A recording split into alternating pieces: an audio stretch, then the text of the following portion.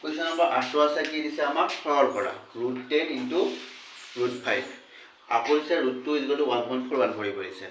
প্ৰথমতে আমি ভাঙিব লাগিব √10 আৰু √5 ক ভাঙি ল'ম √10 * √5 √10 ভাঙিলে কি নাগা ভাঙিব পাৰি 2 5 গুণ 10 √2 * √5 5 2 গুণ 10 ভাঙা গ'ল এইটো ইনটু √5 ভাঙিব নোৱাৰি 5 গুণ 5 হয় মৌলিক সংখ্যা গতিকে √5 টো উঠাই থাকিল এটা কমন চাবা √2 টো কমন ল'ব পৰা আছে নে নাই √2 থাকিল ইনটু √5 এটা 5 হ'ব না নহয় √5 কি হ'ল সিঙ্গল 5 হ'ল আকৌ চাবা √2 মান আমাক কিমান দিছে 1.4 মানে √2 জাগা কি বহাব লাগিব 1.41 ইনটু 5 এইটা গুণ কৰিলে এখন নামটো পাই যাম 5 1 গুণ 5 5 4 গুণ 20 গুণ 9 এটা গেল 2 5 1 গুণ 5 আর 2 2 7 7.05